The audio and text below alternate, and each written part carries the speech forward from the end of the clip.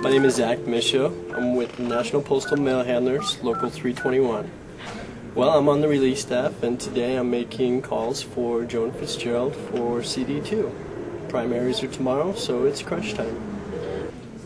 An important issue for me, the Employee Free Choice Act is absolutely an important issue for me right now. Being a union member, I understand how tough it is for people to stand together and to organize. We don't need to make it tougher. We need to make it easier for people to come together. And so I think that's what the intent behind the act is. We've gotten some good support, but now we need to make sure that the leaders we elect in these upcoming elections carry that through and follow through on the promises that they've made to us and actually pass this legislation so that we can strengthen the working family in America. Why do you think it's important for me to contact union members? Well, I think that being a union member, I understand what other union members are going through in terms of day-to-day challenges and living their lives and meeting their responsibilities. And when your focus is on the day-to-day stuff, you don't always have time to pay attention to some of the bigger issues. So I think it's important that some of our union members get out there and talk to fellow union members as trusted advisors to let them know what the issues are if they may not be aware, and hopefully to get some action out of it.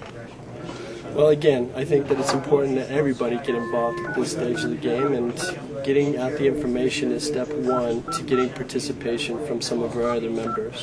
If they have an idea of what the issues are and how important they are and how they can affect them in their everyday life, then they're more likely to get involved. So really it's about getting more people out there and spreading the word. Okay, why do I support labor candidates, and why do I think it's important to reach out to labor-friendly union members on labor-friendly candidates and issues?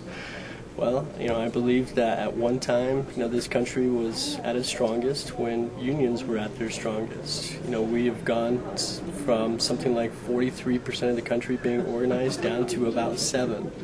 And we see the result of that in lost jobs, families having to work 2 and 3 jobs just to make ends and make ends meet and pay the bills. I think we need to get back to a situation where people are able to organize together, stand together, and demand the things that they need for their families. And that's what the unions give you the ability to do, is to be able to stand up to management so it's not so one-sided. There needs to be a bargain there. There needs to be a trade. I'm giving blood, sweat, and tears for you.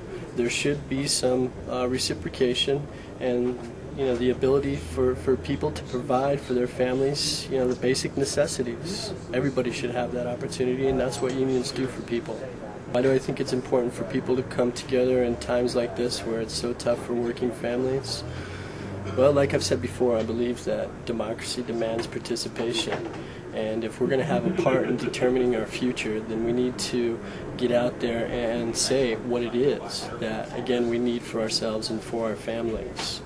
In terms of talking to other people, I think that we quickly find that we have more similarities than we do differences. And so when we realize that it's a situation that we're all in together, then we're able to affect change a little easier. It's strength in numbers. So the more people that get involved, the louder we are, the more we're heard, and the quicker things get done.